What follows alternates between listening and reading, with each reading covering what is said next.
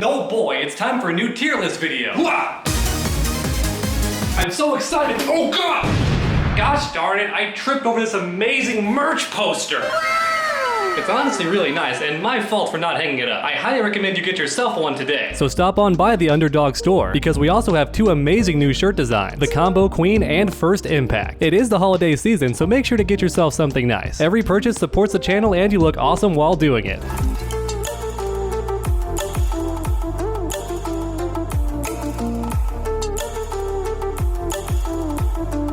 How's it going, everyone? My name is True Underdog, and I think it's finally time for the Mortal Kombat 11 Ultimate tier list, because you requested it, and I admit I'm kind of guilty of making a bunch of tier lists on this channel.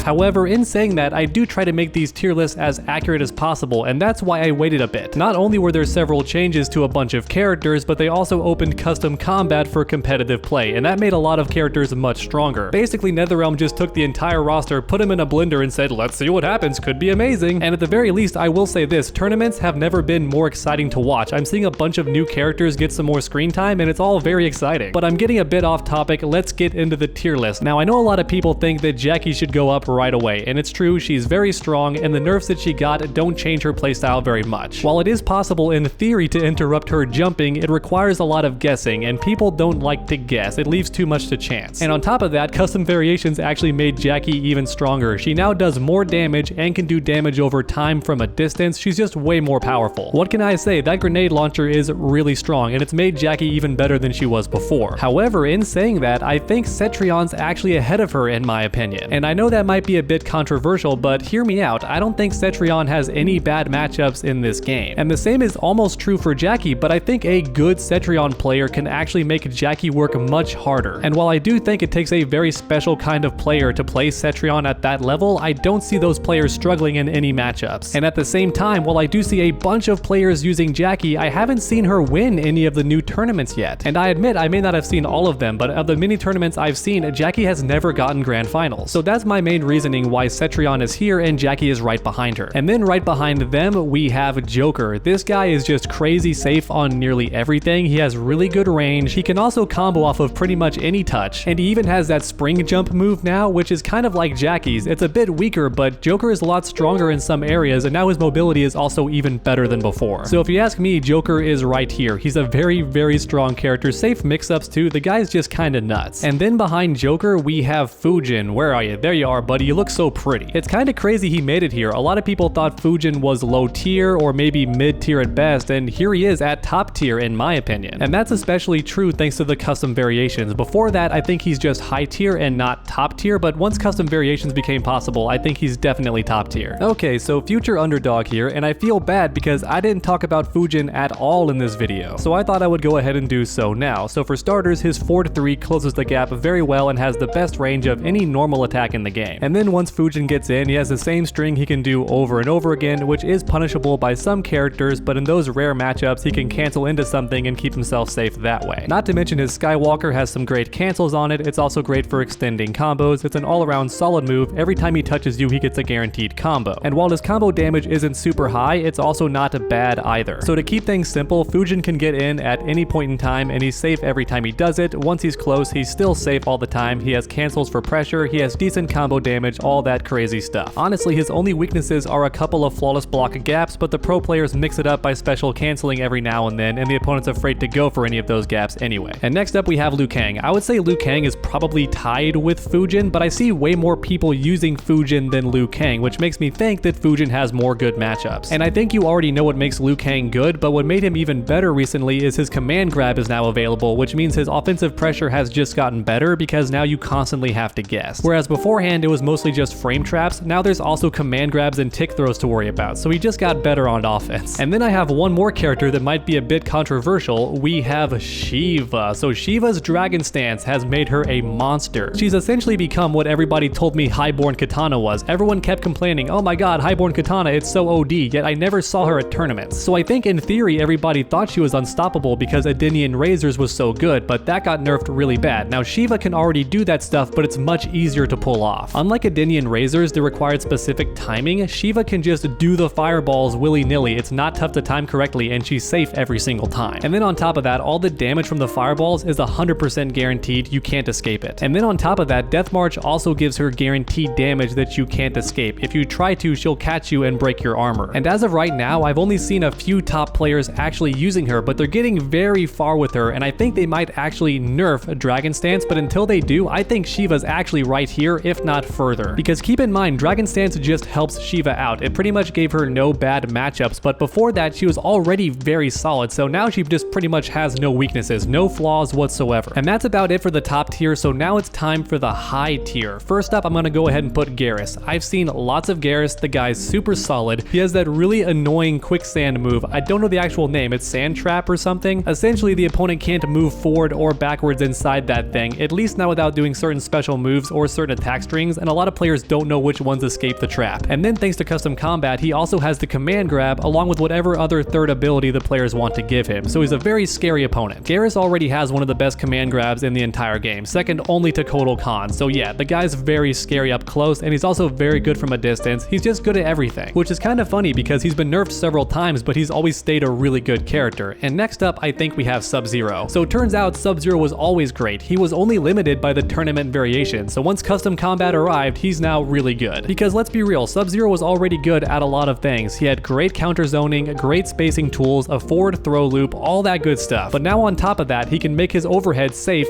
every single time without any risk. So now 50-50s with a good reward and no risk at all. And then thanks to his Rising Ice special move, he's now getting average damage or above average damage. He pretty much gets 30% on every touch now. And that's a big deal because pretty much the only thing limiting Sub-Zero was his damage, and now it's the same as everybody else's, if not better in some situations, like corner combos. So yeah, Sub-Zero is now the nightmare we all feared he would one day become. And then we have Kotal Khan. So what else is there to say? The guy is a godlike command grab, he has the damage totems, and the discus makes him safe on everything. Or if you prefer, you can have the combos every time with the Khan cut, or you can go straight through projectiles with the Panther form. He has pretty much everything you want. Honestly, his only weakness is that he can't have all of these abilities at once. If he could, he would be way up here, but you actually have to choose which one you want to go with. And finally, his range and whiff punishing is still top notch, so just a very strong character. And next up, let's talk about Kano. So Kano is one of those characters who seems very strong on paper. He's super solid now. And on top of that, he kind of has a game-breaking glitch as well. Now, I haven't seen it actually pulled off in tournaments, but essentially Kano can get a bunch of guaranteed unblockable damage in the corner. Now, it seems to only work on certain characters. And then on top of that, it's not the easiest thing to set up, but even without that game-breaking glitch, if you ask me, it's kind of broken. I don't think it was meant to function that way, but even without it, he's still a super solid character. And then after that, we have Spawn. So Spawn is just a damage monster, and oddly enough, they haven't had to change his variation. He's still using the tournament variation for a lot of players. And that actually has me scared because I don't think that's his best variation. I think as players experiment a bit more, they're gonna find an even better build, and it's gonna make him even higher up on this tier list. But if you ask me, the reason Spawn is strong is because he fits the current meta so well. He has some very easy guaranteed damage, he can hit you without you hitting him, and he's also got some really good zoning, and he can be safe on pretty much everything. So that's why he's so good. He fits the current meta of the game so well. And then we have Shang Tsung. Where is Shang Tsung at? Now, oddly enough, what makes Shang Tsung good is using some ninja abilities, but not all of them, because that way you still keep the corpse drop, and you also get to have the soul steal if you want it. I don't see anyone do the soul steal, and that's a bit lame. I kind of wish NetherRealm would buff it, because to me it feels kind of lame how the main thing Shang Tsung is known for is not a very good tool in his arsenal. But even so, Shang Tsung is super optimal. However, just like Kotal Khan, you have to pick which playstyle you want to use. Do you want to be a very solid character, or do you want to be a purely zoning character? You simply can't be all of those things at once. You have to pick, and that's why he's right here. And then after him, we have Noob Saibot. So this character still has crazy good damage, but what happened with custom combat is now he converts off every single touch. So no matter how he hits you, he gets a full combo.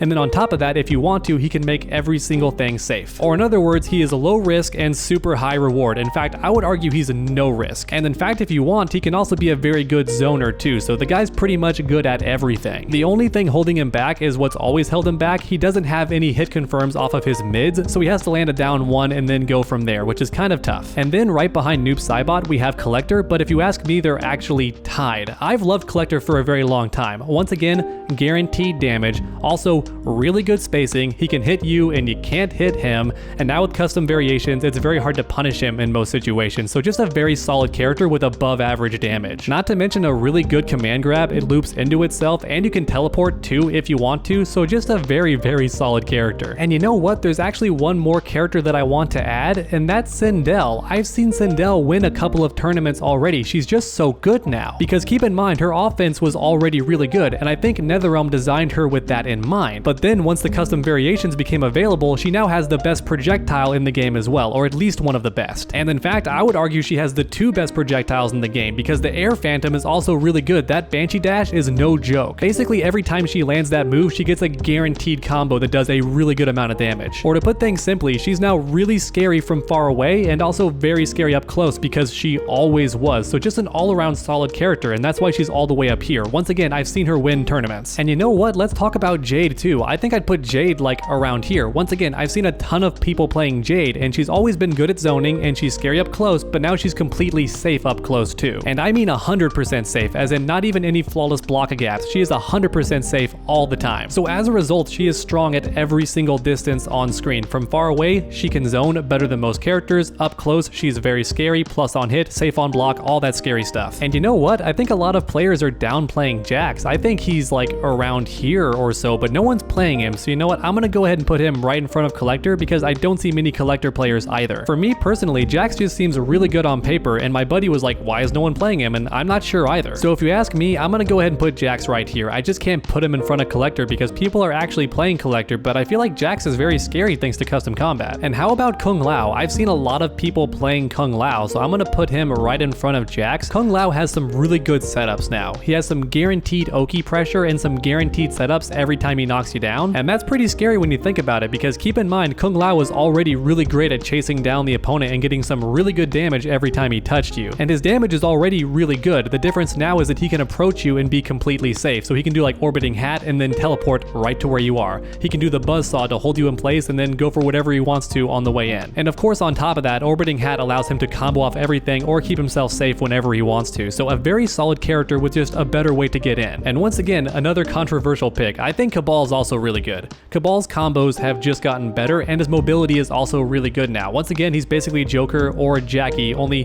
he has better combos than both of them, I feel like. And his footsie game is also really good. He has restand potential in the corner. I feel like a bunch of people sleep on Cabal, and I'm not entirely sure why. I think it might be because he has no mix-ups, which means just throw all the time, because Kung Lao also doesn't have any real mix-ups, so he throws a lot. I think that Cabal has the potential to be really good. I'm really a broken record because every single tier list I say people are sleeping on Cabal, and I wonder why nobody's playing him. He just seems so darn good. And then in front of Jax, I'm gonna go ahead and put Sonya. I've seen a lot of top level players using Sonya now, and it's because she has the ring cancels on top of literally anything else you want. And that's a big deal because keep in mind, the rings made her safe on everything, or she can extend combos, or she can dash forward and throw, go for a mix-up, all that scary stuff. And then on top of that, custom combat gives you access to a new armor breaker, which is actually pretty good at catching breakaway and crushing blows when it does. And not to mention, Sonya has the fastest parry in the entire game, which means she can actually parry strings that no other character can. It's very specific, but still, only she can do that. Now in saying that, Sonya still has the same weaknesses that she's always had. Her main way of starting combos is very unsafe if you don't hit confirm correctly, and it starts off high so you can duck it, all that crazy stuff. But even so, there are a bunch of players using her, so she must be good. And you know what? I gotta put Katana somewhere. Katana just seems so good. She has that one annoying bug that everybody hates, and it seems like NetherRealm's not gonna fix it. It's her back 2 problem. For anyone who's not aware, if you jump right before she hits you with her back 2 dial-in, you can actually punish her. And it's a dial-in, so she has to commit to it, and it's a very unfair situation, and I feel like all they have to do is change the gravity on it, like they did with Aaron Black and even, I think, Kano and other characters, but NetherRealm pretty much came out and said, no, use her back 1-4 instead. So that kind of sucks to me because she's already very limited in terms of strings. You only do 3 strings with Katana, like over and over again, and she has like a lot, but you can only use 3 because they're the only good ones, and now NetherRealm pretty much said, no, only use 2, it's fine, only use 2. Use the same 2 strings, it's fine, nothing wrong with back 2. There is something wrong with it, but that's okay. She's still very good. You can't break away. She has guaranteed damage. If you try to, she gets a crushing blow, and she has the Melina stance, which is still very good on block. Katana does not have mix-ups normally, but thanks to that move, she can cancel all the time and go for throws and all that crazy stuff, or the size can make her super plus on block. They're pretty good for zoning too, and she has the low fan toss, which makes her safe on absolutely everything, and is also a pretty good combo ender and good at zoning too. Oh, and don't forget it's also a mix-up, so yeah, she's extremely solid solid. I want to put her somewhere crazy. No one's given her like this respect, but I think she belongs to be like somewhere around here. Maybe like right in front of Jax. Yeah, right in front of Jax. She's pretty darn solid. And next up, I want to talk about Cassie Cage. So Cassie Cage has a lot of interesting things. She's the only character who can do a special move and then a fatal blow cancel out of that special move, and it's really sick. It leads to some of the best easy damage in the entire game. And then on top of that, she's pretty good up close, has some pretty scary mix-ups. She can counter zone to an extent, but her damage is on the low side. And if she wants to get real damage, she has to launch the opponent and they can immediately break away. And her breakaway move only works well one time because of crushing blows, but only once out of the match, so it's not a very good armor breaking move. And that's why she's right about here. Once again, very solid character. If you can't win with her, then you gotta practice more. She's very solid, but just not crazy like these characters. And in fact, you know what? I'm putting her behind Cabal. I just don't think she's that great. I think people are using her because she's super solid and low risk, but I don't think she has the potential these characters do. And then we have my girl Frost. So Frost is also very, very good. I don't think she has any bad matchups. She can zone, she can counter zone, she's safe on pretty much everything. I don't see many players using her anymore is the odd part. So maybe like, I don't know, because on the one hand, her damage is not as good as Sonya's, and she's not as good like at mix-ups and keeping the pressure going up close, but she also takes like 0 risks. Frost is a very like low risk character who gets a decent reward every single time she touches you.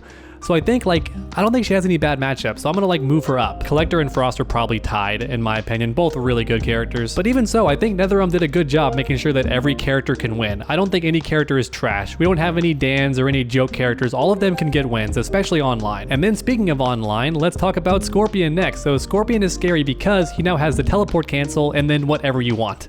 Pretty much everyone rocks the teleport cancel, but everything else kind of up in the air. I'd say like maybe behind Frost, I think. Nah, in front of Frost. Nah, behind Frost for sure. This is tough, man. Tier lists are tough. I think like around here is pretty good. I think this is fair. And speaking of solid, how about Nightwolf? I don't think Nightwolf has any bad matchups even beforehand, and now he's just a bit better because he can have the command grab in every variation, which means he breaks armor, and also his command grab ain't too shabby, and he can have the rising tomahawk, which is really good too. And I think Nightwolf is honestly one of those characters where you're not sure what to do because he has so many good options. You're kind of like having a tough time knowing what to pick. He just seems so solid. I'll put him like maybe behind Cassie. I don't see anyone using him sadly. I haven't seen very many players using Nightwolf, so he must not excel at things that other characters do, but I think he's very solid, which again, high tier. Actually, you know what? In saying that, I'm gonna move all of them down to mid tier. I think this is getting a bit crowded and I still have like 3 more tiers to play with, so let's go ahead and start moving people down. It also looks a bit neater this way, looks a bit more organized. This makes sense to me.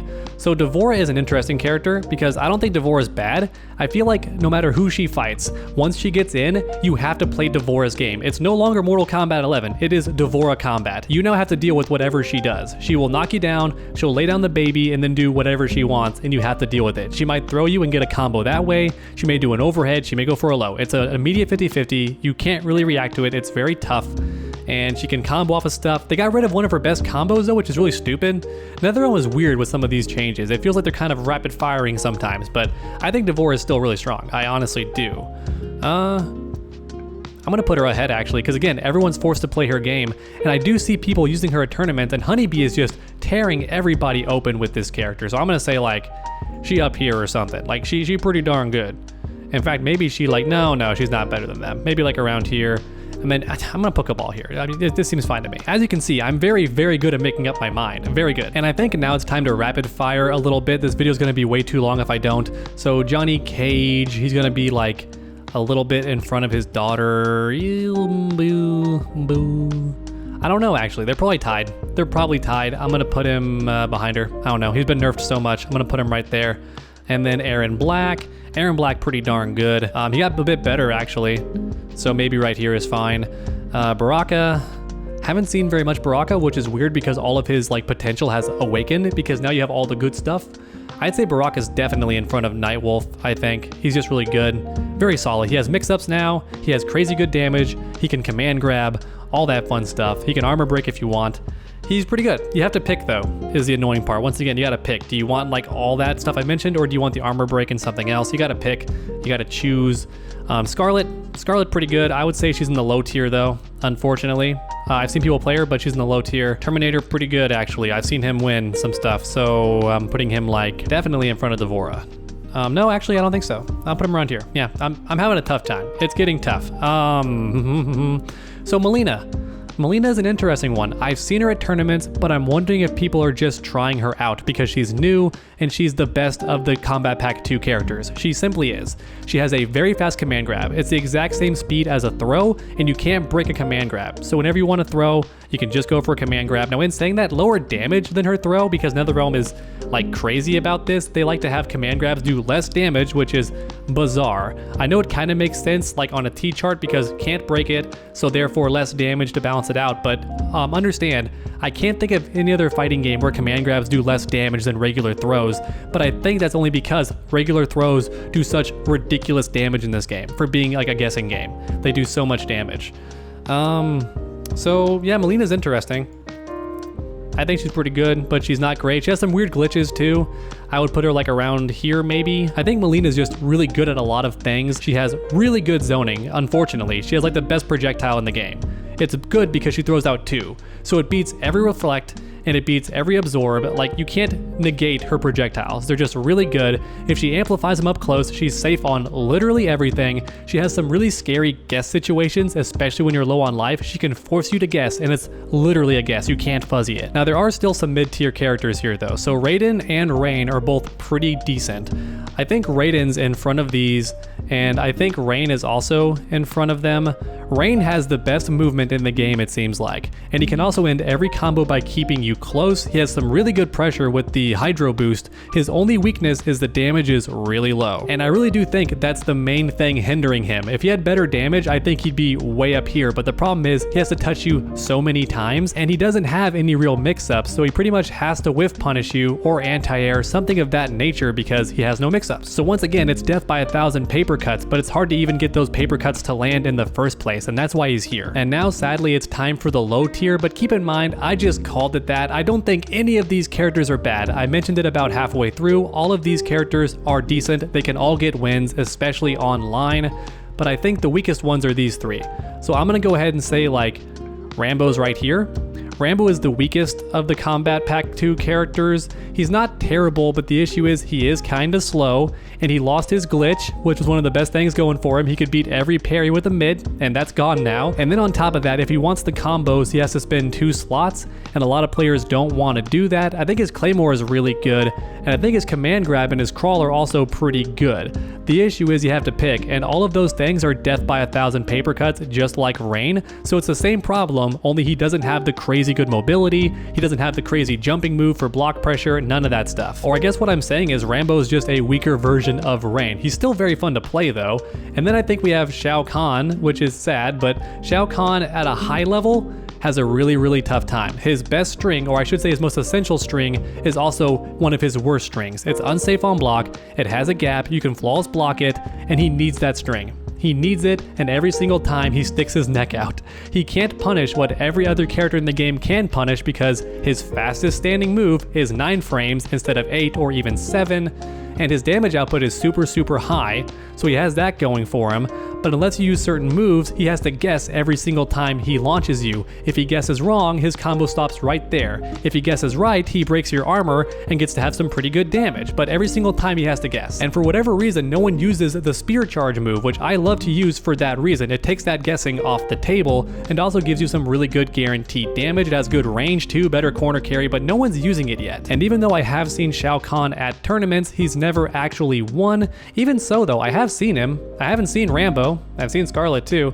You know what? Another controversial thing, I'm putting Shao Kahn right here because people are actually playing him. You know what? No, they could just be loyalists. That could be what it actually is. Let's put him there. And then if you ask me, sadly, the weakest character in the entire game is RoboCop. However, with that said, I haven't seen any top players really using him. There could be some secret tech they're all working on right now. Because keep in mind, recently there was a change that allows his flamethrower and his command grab in the same variation. That may make him a lot stronger. But in saying that, RoboCop is kind kind of like a watered down version of Shao Kahn, at least up close, and his combo damage is not as good. He's better at zoning and keep away, but even his zoning and keep away doesn't seem that great. It's death by 1,000 paper cuts. And I think we're about done here, everyone, but real quick, I'm gonna change this to still decent, just so you all know they're still decent. They're not really low tier, they're just not as good as these mid tiers, but they're still very good. But let me know your thoughts in the comments section down below. What does your tier list look like? And then while you're down there, please leave a like if you enjoyed the video. It really does help my channel out a ton, and despite what many think, these do take a long time to edit. Tier list videos are not easy. So once again, every like helps, and also leave a comment too. I'd really appreciate it. And then finally, make sure to finish that combo by suplexing that subscribe button. That way you never miss a future video. Make sure to come back next time, and as always, stay underdogs.